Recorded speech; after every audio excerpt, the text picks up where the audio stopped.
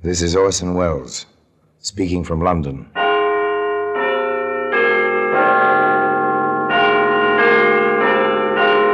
The Black Museum, the repository of death.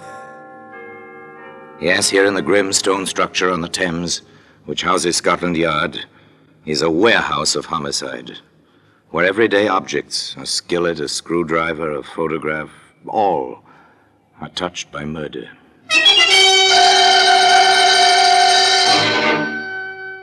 Here's a .22 caliber pistol. It's a familiar object. You've seen one or its picture. You've never touched one. An elegant little weapon, blue steel, mother of pearl inlaid grip, beautiful in its dainty, snub-nosed wickedness. A lady's weapon, wouldn't you say, Pepper? Looks as if it wouldn't harm a fly. Pretty in its way, Inspector. Pretty and dangerous. There ought to be a law forbidding the manufacture of these toys. Every one of them is capable of death. Well, today, this little blue .22 can be found among the exhibits in the Black Museum.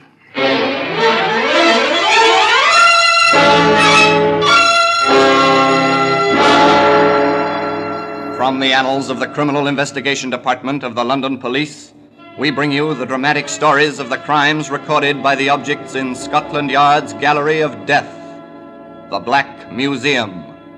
In just a moment, you will hear The Black Museum, starring Orson Welles.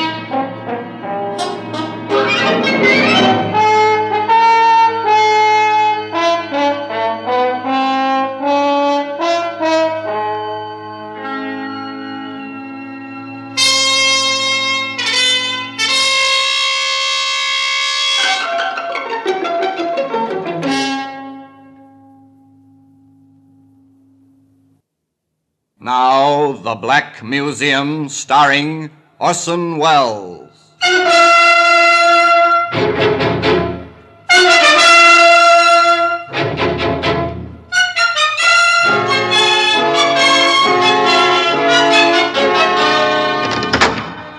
Well, here we are in the Black Museum. Scotland Yard's Museum of Murder. It's an impressive place, with a kind of echoing awe which comes from a vaulted ceiling and somber lighting. Weird, fantastic, with a harsh, real fantasy that comes with murder. Here lies death, and so neatly. Each object placarded with a small white card labeled with black lettering, name, place, date, disposition of the case. Here's an odd-looking ashtray, soapstone. It's carved rather nicely with the crouching figure of a woman. Something decorative for your living room, but observe closely now the red-brown stain on the rim. Lift up the tray, hold it by the figure of the woman. Oh, yes, it's comfortable in your hand, and suddenly, this is a weapon. Ah, here we are, the little blue .22. Well, it's silent now. It was silent, too, during Vivian Davis's cocktail party in London's smart, sophisticated West End. In Vivian's quite chic apartment. It was not destined to be silent, though. Not very long. It's a nice place, Vivian's apartment, if you go for ultra-modern glass and metal combinations. Nice people, too. Well, nice looking, anyway. Young men are quite impeccable. The young ladies are lovely, lush, well aware of the well-put-together attractiveness. Oh, yes, these are the chic young people. Larry, darling, have you been watching Vivian and Donald? What else, sweet? They are at dagger points, aren't they? Well, frankly, Larry, if Viv has one more martini, she'll kill Donald with a look. An alcoholic look, at any rate. But why all the fuss and bother? If Donald wants to play, she ought to let him. I know at least 3 males who are perfectly willing to give Viv a time, really. Mm-hmm. Including yourself, Larry, my sweet? No, darling, I'm the 4th. But then why bother? A trifle strange, isn't it? The ultra-sophisticated, the over-civilized, and yet, beneath the polish, the same old jealousy that you can find in savages. Oh, yes, simple jealousy. For instance, at this moment, Vivian herself is approaching the chrome and plastic bar where Donald is mixing a drink. Donald, haven't you had enough? You're quite tight, you know. Am I? Really? I asked you, Donald, haven't you had enough? I don't believe I have. Will you have one, dear? I've had enough, let me tell you. Ah. This is my party. You might be polite enough to pay some attention to me and a little less to that strawberry blonde. Ah, she's quite attractive in a leggy sort of way. Oh, yes, quite elemental beneath the polished surface. An interesting situation. It continues, of course, as long as the party lasts.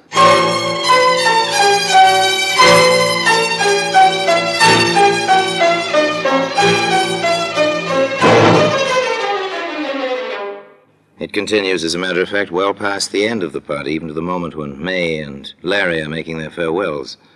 The last of the guests to go. Oh, it was simply marvellous, Viv, darling. Just delightful. I always adore your parties, Viv. The liquor flows like water. Oh, thank you both for coming. My little parties wouldn't be the same without you. Isn't that so, Donald? Huh? Yes, yes, of course. Coming, Donald, old son? Well, I don't exactly Oh, know. Larry, please. What? Oh, put my foot in it, haven't I? I'm sorry, old man. Au revoir, Viv. Let the martinis run again sometime soon. Bye, darling. Ring me, won't you? Oh, soon, darling, quite soon.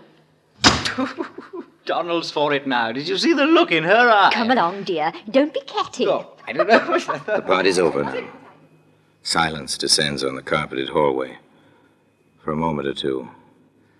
And then, through the muffling walls... You stupid little, silly little beast and that woman. Oh, stop it, Viv. I'm not interested in her. I've Don't told you you make time me look and such a time again. perfect idiot. Man versus woman. Why you never leave A me? jealous woman. Where does it go? Isn't it obvious? Of course. Somebody's bound to be hurt.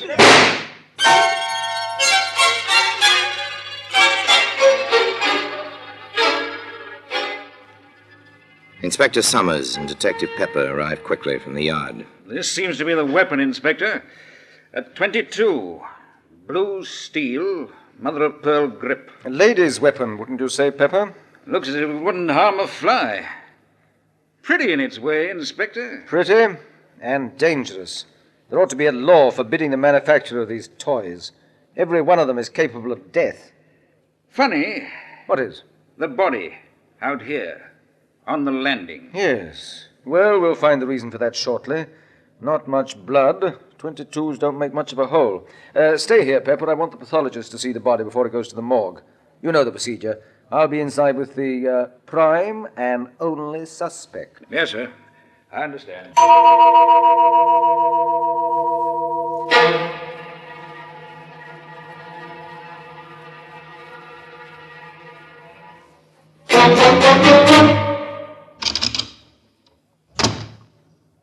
All right.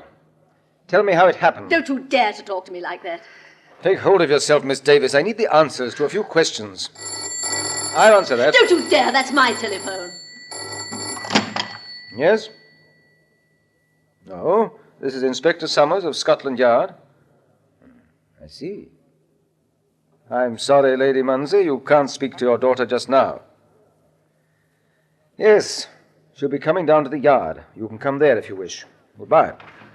Now will you leave me alone? You know who my mother is. Which do you prefer, to answer my questions here or to come down to the yard? I refuse to answer anything. That won't look well in the report, miss. Oh, get out of here. Get out. Take No. hold of yourself, Miss Davis. I've told you and told you. Donald and I were arguing. I suppose I grabbed the gun from under the pillow where I keep it. He tried to take it away from me. And next I knew there was a shot and he was mumbling something about a doctor. And then he was dead. Oh, now leave me alone. Leave me alone. Inspector Summers felt that further questioning was indicated. The location he chose was his own office at the yard. Where did you get the gun, Miss Davis?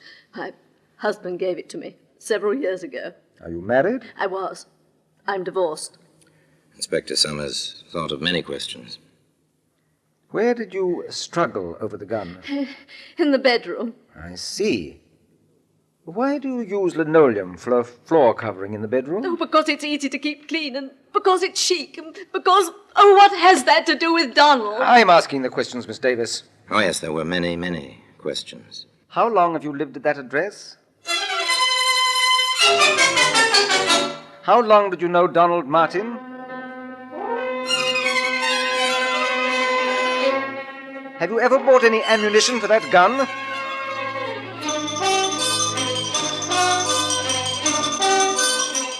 What were you quarreling about? It went on and on. And finally... Very well, Miss Davis. We shan't hold you. But don't leave London. And your mother is waiting for you. You better go home with her. We're sealing your apartment.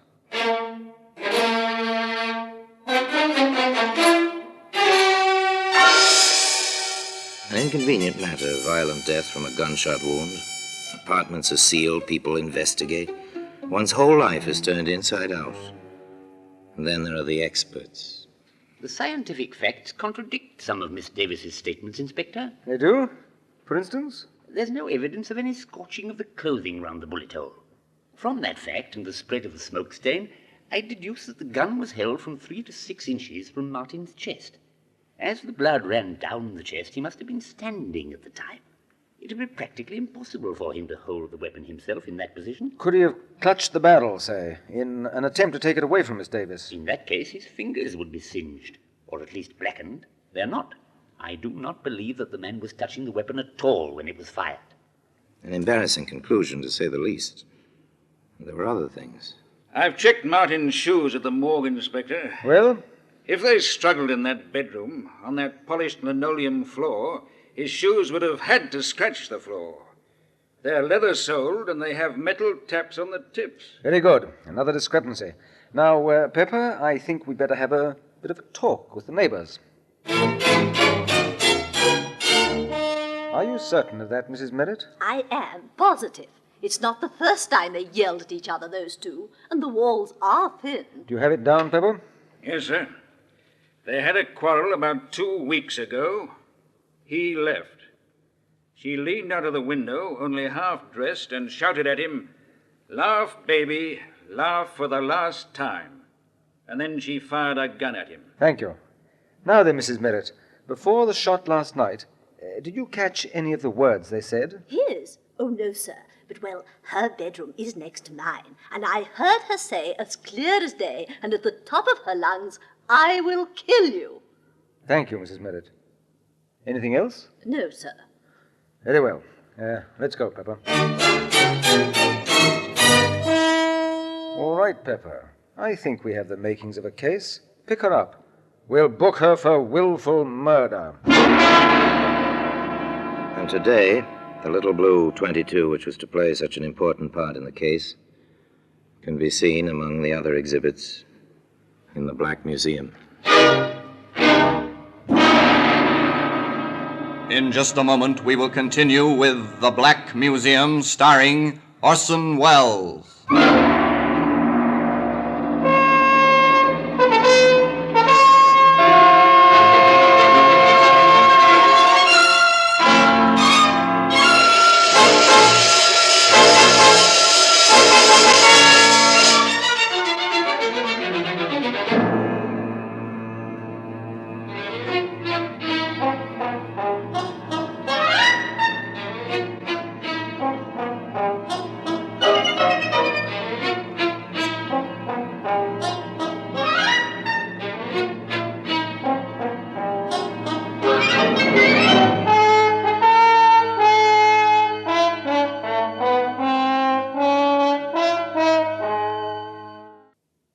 And now we continue with The Black Museum, starring Orson Welles.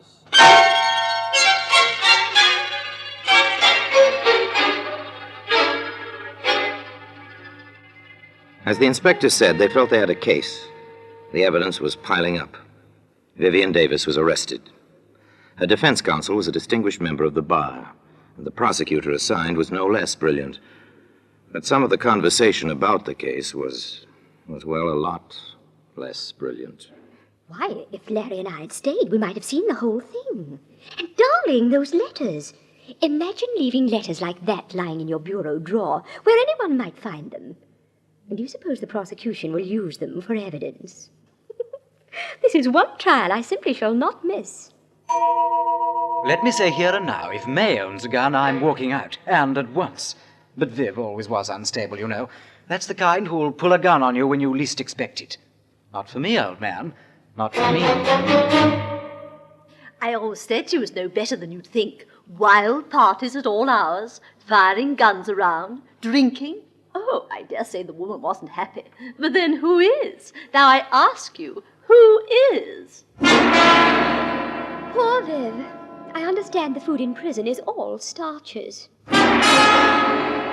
Seen the headlines? This is a juicy one, what? I'm to be a witness? You don't say. Really now, you don't say. They tried the case in public gossip, long before it came to proper trial. And when the proper trial began, the courtroom was crowded naturally with bright young women and polished young men, the familiars of the defendant. This, however, failed to ruffle the solemnity of a British court. I shall permit no demonstrations. At the least lapse from proper decorum, I shall have the courtroom cleared. And that settled that. The trial proceeded. Vivian Davis, in simple black, sat in the dock between the two wardresses assigned to guard her. On the witness stand, the pathologist repeated his evidence and his conclusions with the prosecution. There was no cross-examination. With Inspector Summers, it was another matter. Inspector, you heard the prison doctor testify that when Miss Davis was admitted to the prison after her arrest, he found bruises on her arms and on one thigh. Yes, sir. And that such bruises might have been sustained in a struggle. Yes, sir. Very well. Now then, in your experience, have you found that when one person handles a gun, that person's fingerprints are usually found on the weapon? That has been my experience. However, if two parties struggled for possession of a certain weapon, would there be fingerprints? In most cases, no, sir. They tend to smudge or eliminate each other's prints. This weapon, which you've identified and which has been entered in evidence as Exhibit A, did you find this weapon at the scene of the alleged crime? I did. Did you examine it carefully? I did. Did you have it tested for fingerprints? I did. Did you find any? Yes, sir. How many sets? Only one set of prints were on that gun. Whose were they, Inspector? Now tell the jury, please, whose fingerprints were on that gun? Only my own. One more point, Inspector. You stated that you found a bullet in the wall of the bedroom, correct? Yes, sir. Have you any reason to believe this bullet was fired on the night of the alleged crime? It could have been fired at any time, I suppose. Thank you, Inspector. That's all.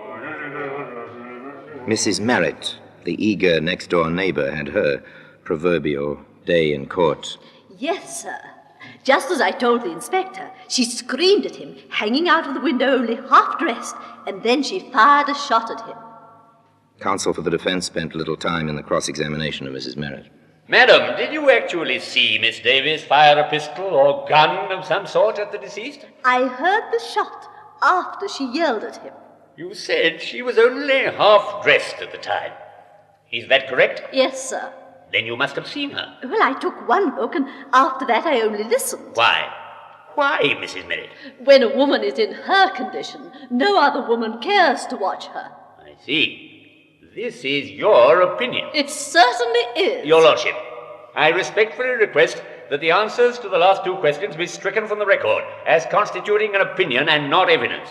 Further, on the grounds that opinions are not warranted, as the witness is not qualified as an expert. Well... The clerk will strike the last two answers from the record, and the jury is instructed to ignore the testimony. Proceed. No further questions. Thank you, Mrs. Merritt. Back and forth, the battle raged, a battle for a woman's life. The case for the Crown was ably presented. The defense, by cross-examination, by objections in the record, sought to upset testimony to establish points which could be played upon later, the climax of the trial, when Vivian Davis herself took the stand in her own defense. Now, Miss Davis, You understand the seriousness of this situation. Of course. I refer to the testimony that you once fired a gun at Donald Martin from your bedroom window. Is this true? No, it's not true. What did happen that evening? He'd come to see me. He'd asked me for money to pay a gambling debt, and I refused. We quarreled, and he left. I was furious, and I called to him from my window. Then I went back into the room and fired one shot to make him think I'd killed myself. What happened then? Oh, Donald... Mr. Martin came rushing back, and we were friends again. Miss Davis, have you ever pointed a weapon at Mr. Martin? No, never. Have you wanted to? No, never. Did you shoot him the night he died? No! Have you any recollection of his having spoken to you between the time he was shot and the moment he died? I'll never forget it as long as I live. What did he say? He said, I wish the doctor would hurry. I want to tell him that this was an accident. It's not your fault. He said it over and over. And then he was dead. Thank you, Miss Davis. Your witness. Pull yourself together, Miss Davis.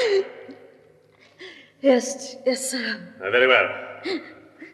I submit, Miss Davis, that the truth of your first public quarrel is as it was stated by a previous witness.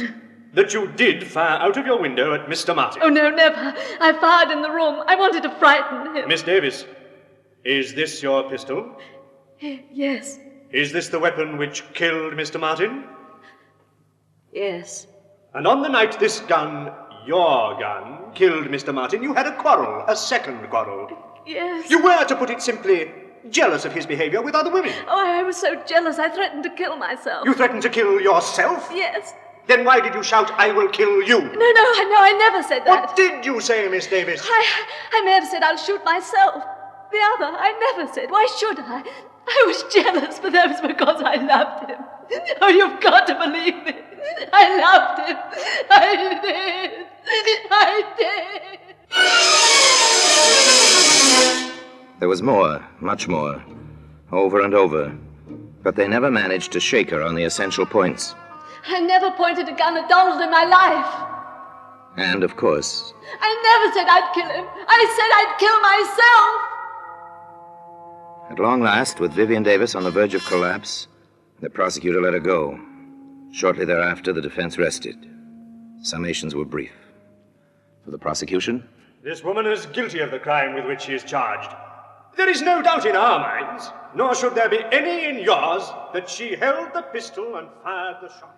for the defense, It is clear that no woman kills the man she loves, despite the violence of their quarrels. This was an accident. It is clear that it was an accident. the presiding justice was clear and concise in his charge to the jury. Gentlemen of the jury, in conclusion, let me advise you there are three possible verdicts you may return under the present indictment. Guilty of murder, guilty of manslaughter, or not guilty of any offense. I commend the accused to your most painstaking deliberations. The jury filed out. They stayed out for 2 long, weary hours. There was chatter in the courtroom. There always is. But even the gossip was subdued. Everybody waited. Waited. But it seems perfectly incredible. A murder trial, and I've been in on it since the beginning. I do hope the judge wasn't as much against her as he seemed to be. It was really too exciting for words. I've had more dinner invitations because I know Viv. Oh, well, after all, the poor girl might be hanged, you know. Oh, grisly thought. Well, for my part, even if she gets off, there'll be one advantage. She'll never be my neighbor again, and that will be an improvement, I'd say. And at long last, the waiting was over. The prisoner arose in the dock, at the judge's request. The foreman of the jury faced the prisoner in the court. The age-old formula was intoned by the clerk. Members of the jury, have you agreed upon a verdict? We have. Do you find the prisoner guilty or not guilty of murder? Not guilty. Do you find the prisoner guilty or not guilty of manslaughter? Not guilty. Yet, despite that verdict, the little blue 22 can be seen today among the exhibits in the Black Museum. Orson Welles will be back with you in just a moment.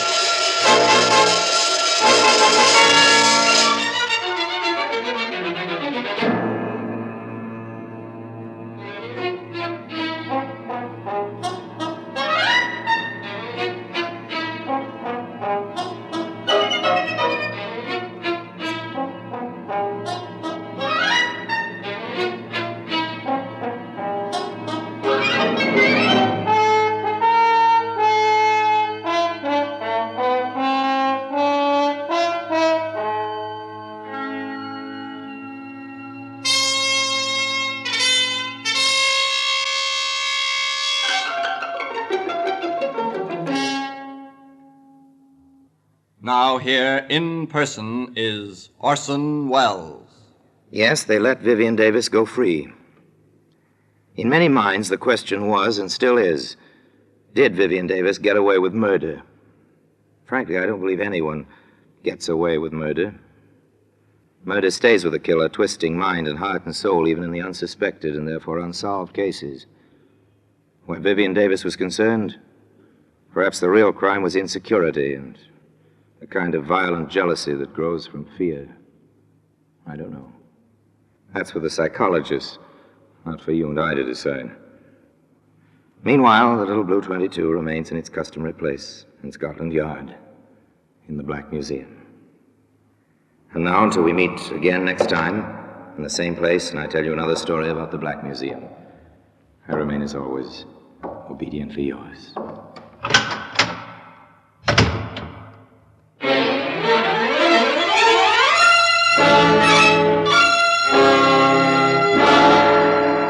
The Black Museum, starring Orson Welles, is presented by arrangement with Metro-Goldwyn-Mayer Radio Attractions.